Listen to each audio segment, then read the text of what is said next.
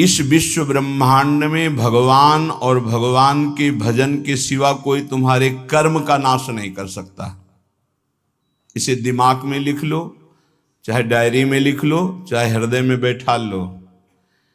कोई भी त्रिभुवन में भगवान और भगवान के भजन के सिवा ऐसा नहीं जो तुम्हारे कर्मों को विध्वंस कर दे, कोई नहीं है।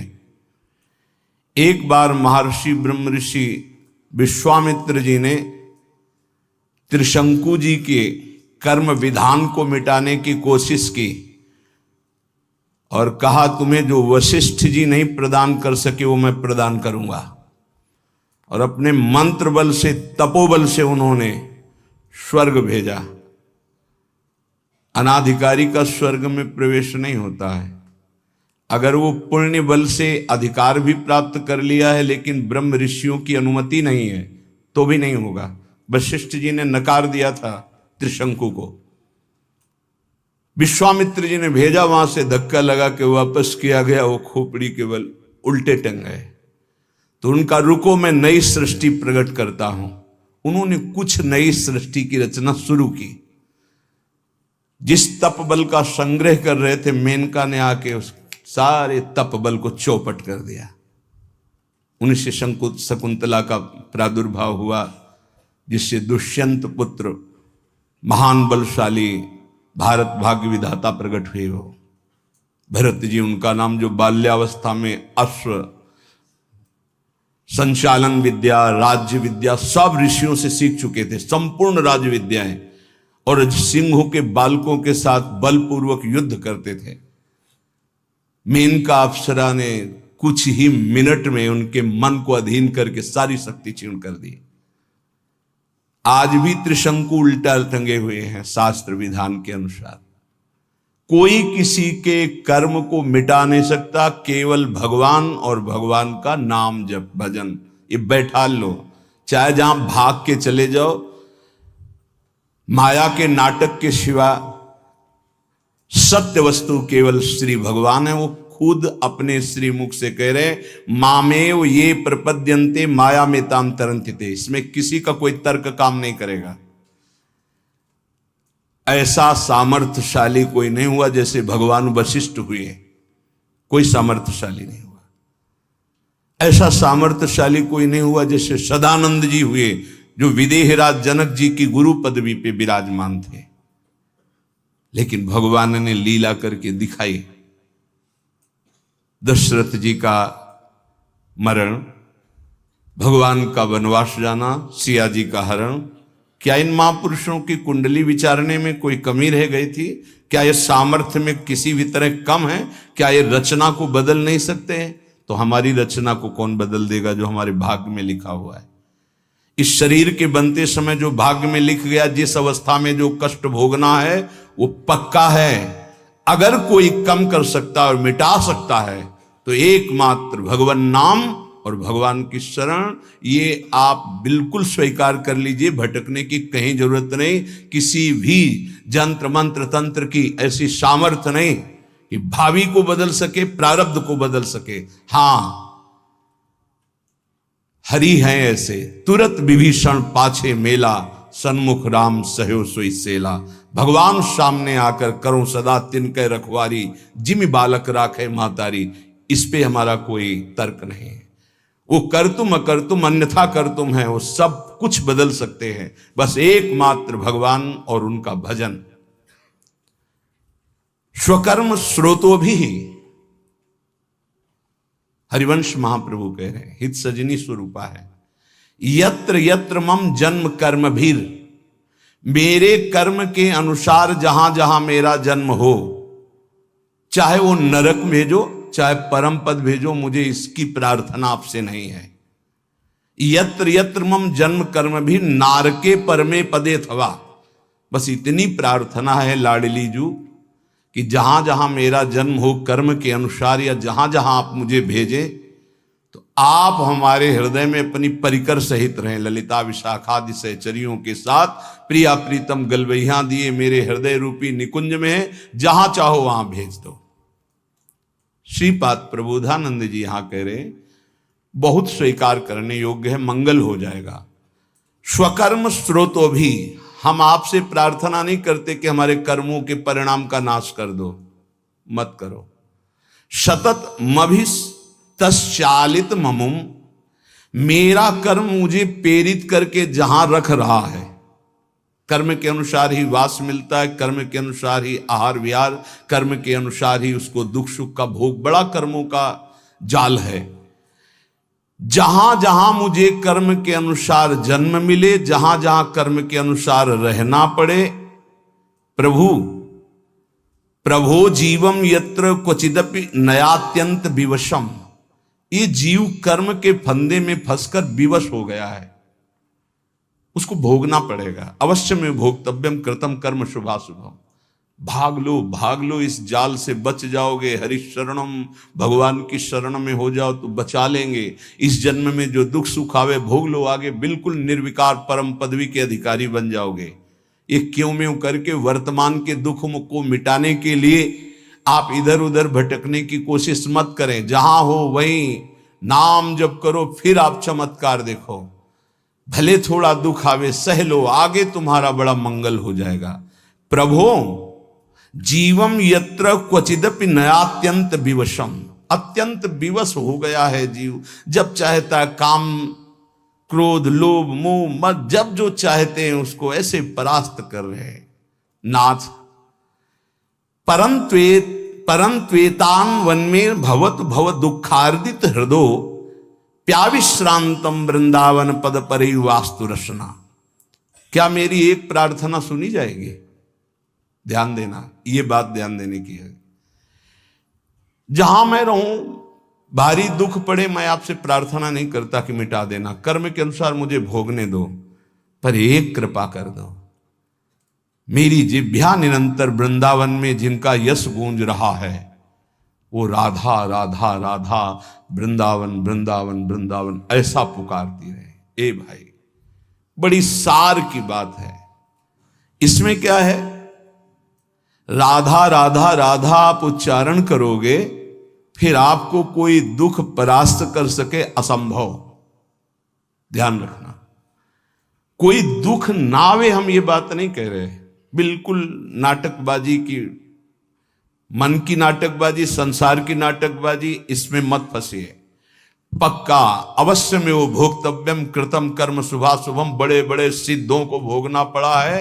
आप तो साधारण कर्म करने वाले, जिन्होंने असाधारण तप किया, असाधारण जो आप सोच नहीं सकते, उनको भी शारीरिक दंड भोगने पड़े, जो इसमें निश्चय कर दिए गए हैं।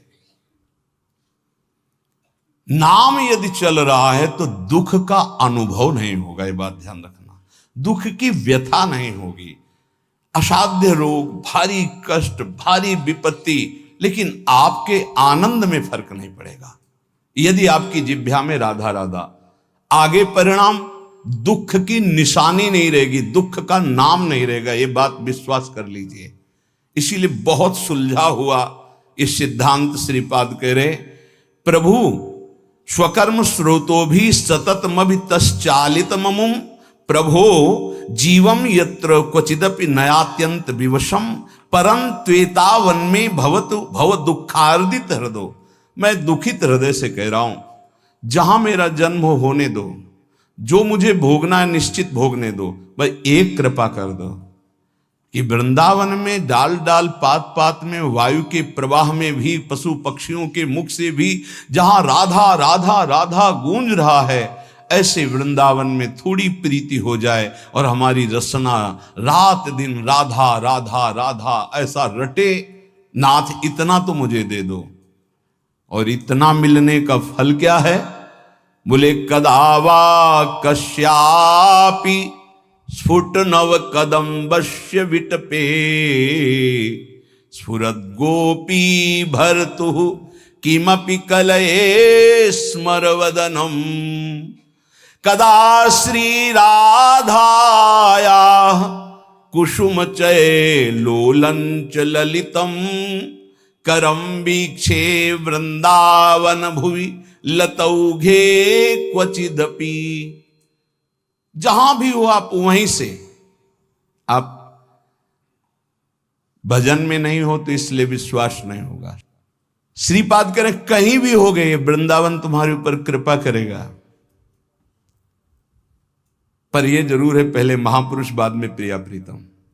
ये पक्का, ये ध्रुव सिद्धांत है। जब कभी किसी को प्रिया प्रीतम का साक्षात्कार होना होगा तो पहले रसिक महापुरुष का दर्शन होगा, और जब रसिकों के दर्शन होने लगे तो जान लेना धाम और धामी दोनों का सानिध्य मिलने वाला है।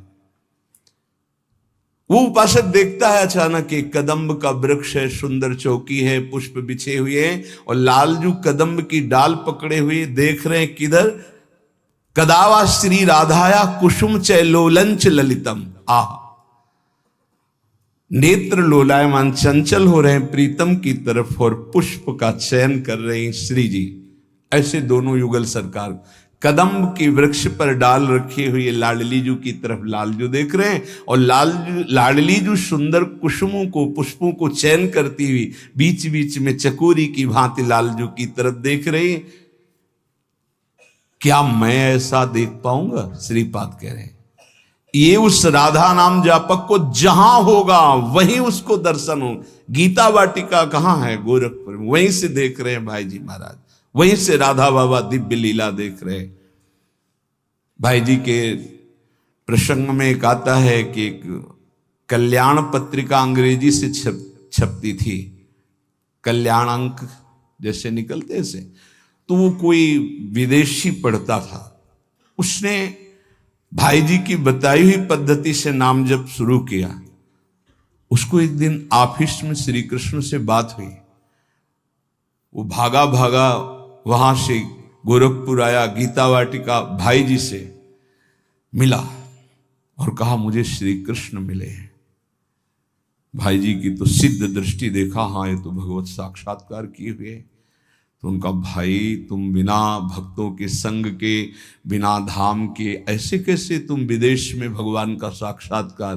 तो उन्होंने बताया हमने आपकी पत्रिका पढ़ी, उसमें नाम की महिमा, और नाम जब प्रारंभ किया तो नाम में सुख मिलने लगा। आपने जैसे जैसे कहा वैसे मैं कर रहा, मुझे श्री कृष्ण मिल गए। भाई जी ध्यानस्थ बैठे, क्या क्या तुमने देखा? वो बोलते जा रहे, भाई जी सही का निशान लगा, हाँ ठीक, हाँ ठीक। विचार कीजिए, वो दूर देश में बैठे हुए बात संत की मान रहा है तो भगवत साक्षात्कार हो रहा है। श्रीपाद कह रहे हैं तुम जहां भी हो, यदि राधा राधा राधा, तो इस कोटि का महाप्रेम में भगवत साक्षात्कार। इदम में किम भावी द्रुत कनक गौरच्छ विहरीन मणिश्यामो धामो द्वयमिहि मिथो शार्पित भुजम निरीक्षे तत्स्मेरम मम बहुविध प्रेम विस्तृतम सुखम पच्चाच्छाया द्वयमथ पुरो मूर्छित यतिमाम। हाय मेरा सौभाग्य कब ऐसा होगा कि 7 कुंभ तन गोरी श्री प्रियाजू गौर कांति श्रीअंग से प्रकट हो रही, नवीन जलधर इंद्र नीलमणि की सी कांति, मणिश्यामम धाम, और दोनों युगल सरकार परस्पर मिथो शार्पित भुजम, गलवहियां दिए हुए, निरीक्षेतत स्मर मम, वो मेरी तरफ देख रहे प्रिया प्रीतम, आह, और मंद मुस्कुरा दिए मेरी तरफ देखकर, तो मैं वहीं गिर करके मूर्छित हो गया। हाय कब पुनः ऐसा मुझे दर्शन प्राप्त होगा? ये नाम जापक को प्राप्त होता है।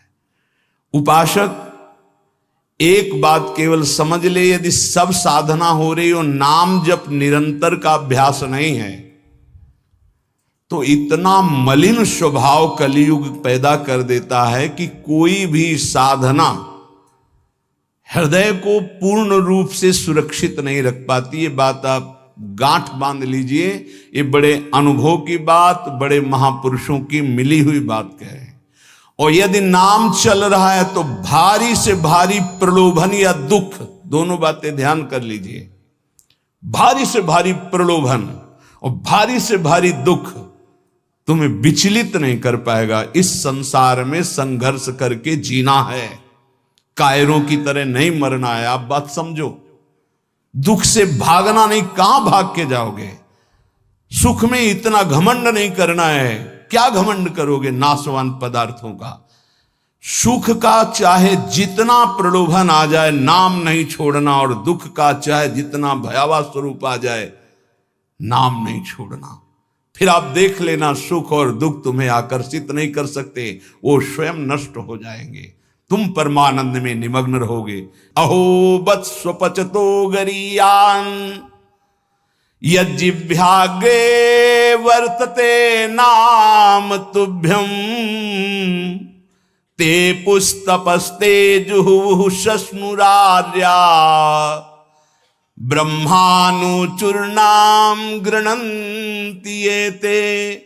यदि वो चांडाल कुल में भी जन्मा हो, राधा राधा कृष्ण कृष्ण कृष्ण, तो कह रहे हैं कि उसने सारी तपस्या कर ली। तेपुस तपस्ते जुहुः शश्नुरार्या, उसने सारी तपस्या कर ली, उसने स्वर सहित वेदों के पाठ का फल प्राप्त कर लिया, उसने समस्त यज्ञ कर लिया, उसने सारे तीर्थ अवगाहन कर लिए, जिसकी जिह्वा पे नाम चल रहा है राधा राधा राधा। अहो वत्स्वपचतो गरीयान, वो चाहे चांडाल क्यों न हो। भगवान की पूर्ण कृपा का कैसे हम परीक्षण करें कि हमारे ऊपर कृपा है।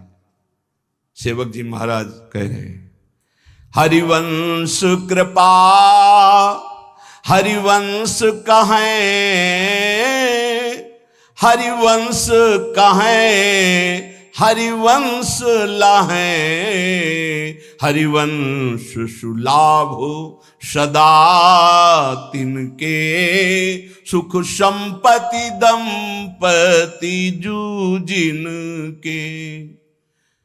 हरिवंश की कृपा क्या है कि निरंतर नाम चल रहा है। उसका फल क्या है? बोले वो मिलेंगे जिनका नाम तुम जप कर रहे हो, और परम लाभ प्रतिपल होता चला जाएगा। ये कृपा का फल है।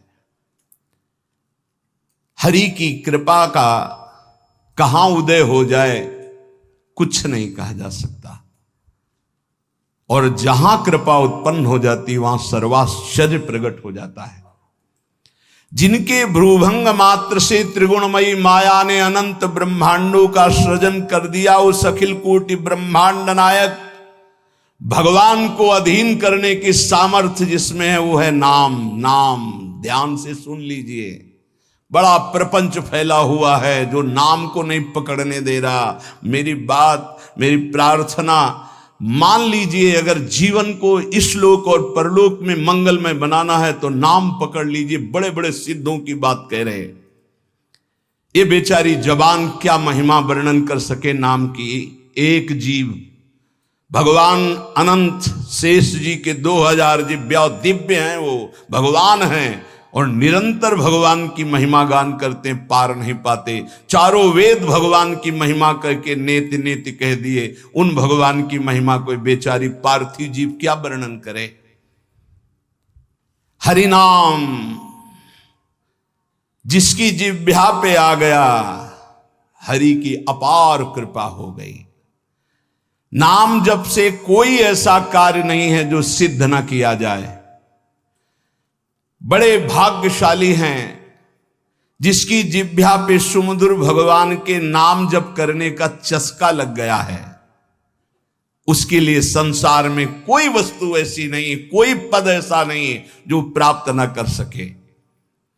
एक तरफ एक नाम जप करे, ध्यान से सुनना, एक तरफ यज्ञ करे, बड़े बड़े योग करे, जप करे, तप करे, ध्यान करे, पूजा करे, निष्ठा करे, समाधि, और फिर फल निकाला जाए तो नाम जापक का फल निकलेगा भारी।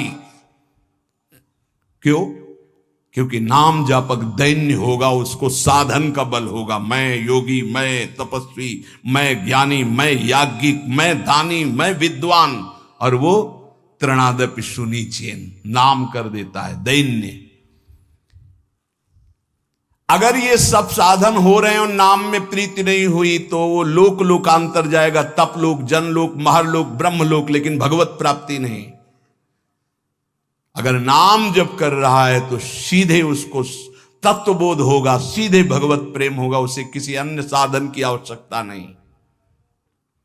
कल एक निर्गुण निराकार के उपासक बहुत सुलझे हुए संत आए हुए थे। उनका जो भाव था वो तो उन्हीं का भाव था, पर उन्होंने सार बात कही कि जब आपके मुख से नाम महिमा सुनते हैं तो मेरी भी उपासना में नाम का ही महत्व है। तो हमारी बात पुष्ट हुई कि निर्गुण निराकार की प्राप्ति और सगुण साकार की प्राप्ति, दोनों की प्राप्ति, या निर्गुण सगुण ब्रह्म ते न्यारो प्रेम की प्राप्ति सब नाम में है। जो चाहो प्राप्त कर लो।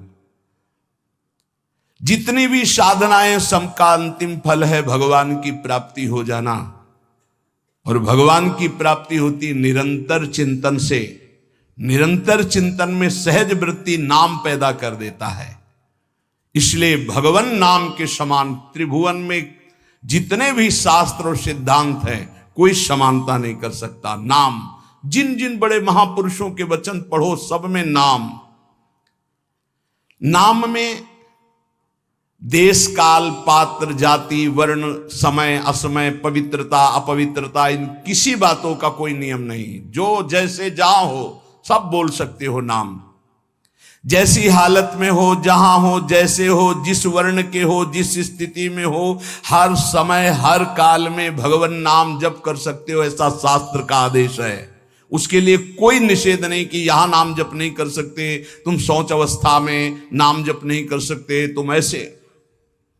नाम जप से बड़ा पाप और पापी तत्काल पवित्र हो जाते। बड़ा नाम का महत्व है। अत्यंत नीच से नीच पुरुष यदि नाम जपना शुरू कर दे तो सर्व पूज्य हो जाएगा। विश्वास कीजिए, सर्वश्रेष्ठ जगत पावन हो जाएगा। देवर्षि नारद जी कहते हैं सातरति सातरति सा लोकांतारयति। वो स्वयं तर जाता है, स्वयं तर जाता है, लोगों को तार देता है। बुरे से बुरा, गंदा से गंदा आचरण करने वाला परम पवित्र महान भागवत बन जाता है नाम जापक। कल एक उपासक कह रहे थे, पहले तो उन्होंने छल भरे शब्द बोले, फिर स्पष्ट बोलने लगे कि वो जिसकी बात कर रहा हूं मैं ही हूं। कोई ऐसा पाप नहीं, कोई ऐसा गंदा आचरण नहीं जो ना किया हो, लेकिन सत्संग सुना और नाम की महिमा, नाम जप कर रहा हूं। आप बिल्कुल जैसा आप सत्संग में बोलते अक्षरशः धारण करने की कोशिश करता हूं। क्या मेरा उद्धार हो जाएगा? पक्का पक्का हो जाएगा। कह रहे बुरे से बुरा, नीच से नीच भी महान भगवत भक्त बन जाता है। नाम जपत कुष्ठी भलो, चुई चुई गिरे जो चाम। कबीरदास जी। कंचन देह किस काम की, जिह मुख निकसत नहीं राम। जिसकी जिह्वा से नाम नहीं निकल रहा, चाहे वो जितना बड़ी पदवी में हो, चाहे जितना सुंदर शरीर हो, किस काम का? शरीर रोग ग्रसित है, वो राम कृष्ण हरि जप रहा है, वो जगत मंगल करने वाला है। असंभव को भी संभव कर दे, उसका नाम विश्वास है। विश्वास के सामने कुछ नहीं होता। विश्वास सबसे बड़ी चीज होती है। मीरा जी के कान में बताया, उनकी सखी थी जो दास्ता में रहती थी, उन्होंने कहा पीना मत, ये गिरधर का चरणामृत कह के आपको दिया गया चरणामृत नहीं है, हलाहल विष है। तो उनका बावरी, कहा है गिरधर का चरणामृत, वचन से कहा है, तो मैं स्वीकार करती हूं मेरे गिरधर का चरणामृत। जय गिरधर गोपाल। पूरा हलाहल विष पी गई, पूरी रात कीर्तन करती रही, कहीं कुछ नहीं, एक बार भी मूर्छा नहीं आई। और जब विक्रम राणा ने सुना कि हलाहल विष पिया, तो पिलाने वाली जो दासियां गई थी, उन्होंने उनका सरकार सामने पिया है। तो उनका इस वैद्य ने गड़बड़ी कर दी, बुलाओ इस वैद्य को जिसने जहर बनाया था। वो तो राज शासन। हाँ हुजूर। बोले लाओ कटोरा, लाओ कटोरा लाए। बोले धो इसको, पिलाओ इसको। बोले सरकार मर जाऊंगा। इतना हलाहल विष है कि 50 लोग कटोरा धो के पिलाने पे मर सकते हैं। तो उनका मीरा नहीं मरी, पूरा जहर पीकर तू कैसे मर जाएगा, तूने जहर बनाया ही नहीं। तो उनका सरकार पिला दोगे तो मर जाएंगे। धो के पिलाया, जब जे ही जबान में पिया, फड़क फड़क करके मर गया। इतना धोने वाले उसमें विष था, तो हलाहल विष, कोई असर मीरा जी के ऊपर नहीं हुआ। क्यों? विश्वास, गिरधर का चरणामृत, विश्वास। तो नामदेव जी ने भगवान का जो अर्चावतार पाषाण का हित था, दूध का कटोरा ऐसे पिलाया, बात करते थे भगवान। विश्वास। धन्ना भगत के खेत में बिना बोए फसल तैयार हो गई। कैसे? कोई कैसे कैसे मान सकता है? आप खेत बोया नहीं गया और खेत बोले क्या गप मार रहे हैं। गेहूं का समय था तो बोने के लिए गए खेत में, तो बाजरा, गेहूं, ज्वार यही सब बोए जाते। वहां देखा कि संत मंडली जा रही थी, देखते ही दौड़ के गए, प्रणाम किया, महाराज। सब संत, नवीन अवस्था है धन्ना की। हाँ बेटा, अब यहां कुछ होता तो आपको पवा, अगर आप कुछ मिनट बैठो तो मैं बीज बोने के लिए जो अन्न लाया हूं, इसको बाजार से बेचकर कुछ मीठा लाता हूं, आप सबको पवाता हूं। तो बोले जय श्री राम जी की इच्छा। सब बैठ गए कीर्तन करने, लोग गए बाजार से बेच करके आए, पवा दिया।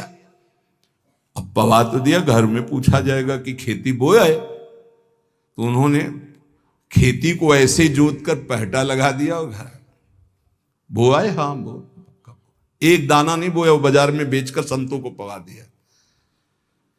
विचार किया कि जब ये होगा कि खेत नहीं जगा तो कह देंगे बीज ठीक नहीं था, वो जगह ही नहीं, तो खेत ही में नहीं गए।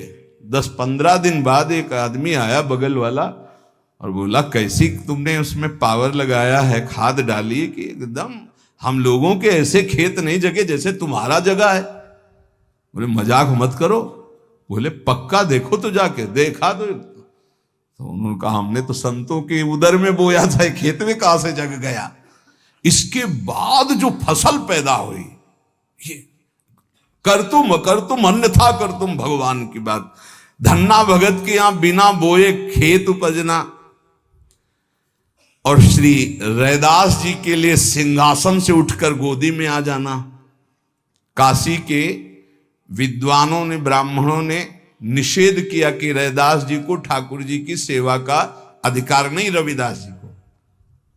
वो परम पूज्य महाभागवत श्री रविदास जी, बादशाह ने बुलाया, कहा ब्राह्मण लोग कह रहे हैं कि तुम्हें अधिकार नहीं सेवा का, तुम अगर अनाधिकारी सेवा करेगा तो अकाल पड़ जाएगा। तो उनका ऐसा तो नहीं, ठाकुर जी तो सबके हैं, हमारे ठाकुर जी स्वयं प्रसन्न होकर हमसे सेवा लेते हैं। उनका तुम्हारी भावना नहीं चलेगी। विद्वान लोग बैठे थे, तो उनका फिर आप ये स्वीकार करें कि ठाकुर जी अगर हमसे सेवा कराना चाहते हैं तो फिर आप क्या कर सकते हैं। बोले ऐसा हो ही नहीं सकता। तो उनका वहां सिंहासन रख दो और आप बुलाओ वैदिक मंत्र से, और हम बुलाएंगे अपने ठाकुर जी को। अगर वो आ जाते हैं गोद में तो मान लें, तुम्हारे पास आ जाते हैं तो आज से सेवा बंद, और हमारे पास आ जाते हैं तो हमारे ठाकुर जी सेवा पक्का। बादशाह ने कहा हाँ ऐसा कैसे हो सकता है, मूर्ति कैसे चल सकती है। तो सभा में बहुत दूर ठाकुर जी विराज, और शुरू किए मंत्र पढ़ना हुआ तो ठाकुर जी भाववश्य भगवान, ठाकुर जी की तरफ देखा और भाव में भर करके जे भी ऐसे किया, तो जैसे छोटा बच्चा दौड़ के आ जाए, ऐसे ठाकुर जी सिंहासन से दौड़ के आए और श्री रविदास जी के गले लग गए। ब्राह्मणों ने फिर कहा ये इन्हीं के ठाकुर हैं, इसलिए कोई तंत्र मंत्र कर दिया, हम अपने ठाकुर विराजमान। बोले विराजमान करो। फिर भी वैसे ही हुआ। तो कह रहे हैं विश्वास का प्रभाव देखो, रैदास जी के लिए स्वयं मूर्ति दौड़ कर चल करके आई और गले लग गई। विश्वास करके देखो, उस भोले ब्राह्मण के लिए वृंदावन से गोपाल जी साक्षी देने विवाह की जा रहे हैं। सुना है ना चरित्र। क्योंकि फिर हरिदास जी के चैत्य में बाधा पड़ी।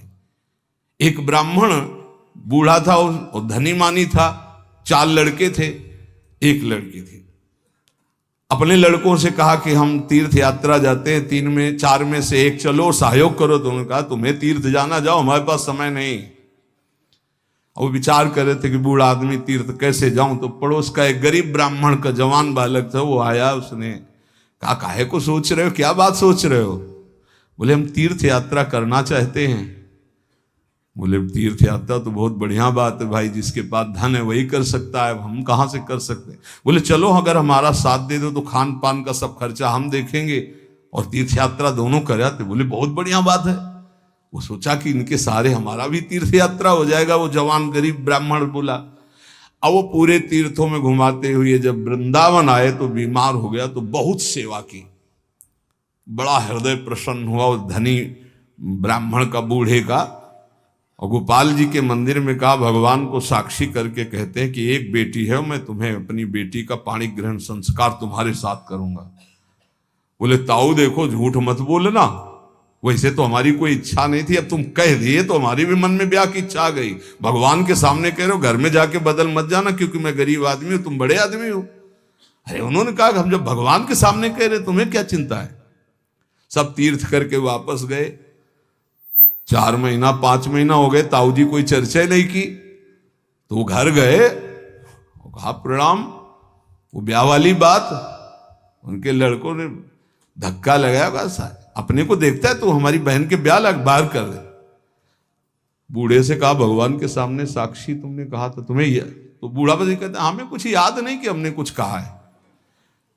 वो पंचायत बैठा ली, पहले गांव में पंच लोग न्याय करते थे, तो उन्होंने कहा ठाकुर जी के सामने इन्होंने कहा कि हम अपनी बेटी का ब्याह करेंगे। लड़कों ने बूढ़े को सिखा दिया था, कह देना कि अगर ठाकुर जी आके साक्षी दे दे तो हम ब्याह कर देंगे। तो उसने कहा देखो हमें तो याद नहीं, अगर ठाकुर जी तुम्हारे यहां आकर के उड़ीसा प्रांत में आकर कह दें गांव में कि हाँ हमने कहा था तो हम बेटी का ब्याह कर देंगे। सोचते थे मूर्ति चल के कहां से आएगी, लेकिन विश्वास। अब उसने इनके प्रकार जो कुछ संपत्ति थी 1500 रुपये बांधे और वृंदावन आए, क्योंकि जानते थे वृंदावन के ठाकुर को खान पान। गोपाल जी का दर्शन किया, कहा महाराज याद है तुम्हारे सामने वो बूढ़ा ब्राह्मण कहा था हमारा ब्याह का मामला है, साक्षी आप हो। भगवान कुछ नहीं होता। अब समय से यहां तो शयन होता है, ठाकुर जी का शयन हो गया, सब चले गए। मंदिर के बाहर बैठ के आवाज लगा रहे, सुनो आप ही की साक्षी से हमारा ब्याह होगा। अब सब चले गए थे, रात्रि का समय। ठाकुर जी ने अंदर से कहा मूर्ति कहीं जाके गवाही देगी? अरे बोले मूर्ति जब बोल सकती तो चल क्यों नहीं सकती है? ठाकुर जी उठ के आए और कहा देखो यार चल तो सकते, पर हमें खान पान की भी। बोले हमें पता था, आपका स्वभाव पता था कि माखन मिश्री ये सब आपको पसंद है, हमारे पास कुछ रुपया है, हम सब खरीद लेंगे और लेकर चलेंगे। तो बोले जल्दी व्यवस्था करो, रातों रात यहां से निकल चलते। ठाकुर जी देखो तैयार हो गए। बोले चलोगे तुम, हमारे साथ चलना है आपको, तो आगे आगे चलोगे कि पीछे चलोगे? ठाकुर जी ने कहा आगे तो तुम्हें चलना पड़ेगा, पीछे हम चलेंगे। बोले ना आए तो कैसे पता चलेगा आप आ रहे? बोले हमारे नूपुरों की ध्वनि सुनाई देगी, पर एक बात है अगर पीछे मुड़ के देख लिया जहां से वहां से हम नहीं जाएंगे। बोले जब नूपुरों की ध्वनि पैर की आहट सुनाई देगी तो हम क्यों देखेंगे पीछे? खवाने पियाने के लिए तो पीछे देख सकते हैं रुक के। बोले हाँ ठीक, बात तय हुई। गोपाल जी चले। कई दिन खवा पिया के ठाकुर जी को भोग लगा के जब गांव के नजदीक रह गया तो उसने देखा कि आ रहे कि नहीं, पीछे देखा ललित त्रिभंगी ठाकुर। ठाकुर जी ने कहा देखो अब तो नहीं जाएंगे। बोले जरूरत भी नहीं, हम सबको बुला के लाते हैं। गांव में हल्ला मचा, वृंदावन से गोपाल जी आए साक्षी देने के, भीड़ लग गई। ब्राह्मण ने कहा अपने लड़कों से कि आप नहीं, अब तो साक्षी देने की जरूरत ही नहीं, भगवान पधार गए और ब्याह। बोले विश्वास का फल देखो, मूर्ति चल करके यहां से उड़ीसा प्रांत जाकर साक्षी देने लगी। विश्वास का फल देखो, भयंकर से भयंकर कष्ट की परिस्थिति में प्रहलाद जी की आह नहीं निकली, और प्रहलाद जी का विश्वास देखो, खंभे से नरसिंह भगवान का अवतार हो गया। ये विश्वास बहुत बड़ी उपलब्धि है।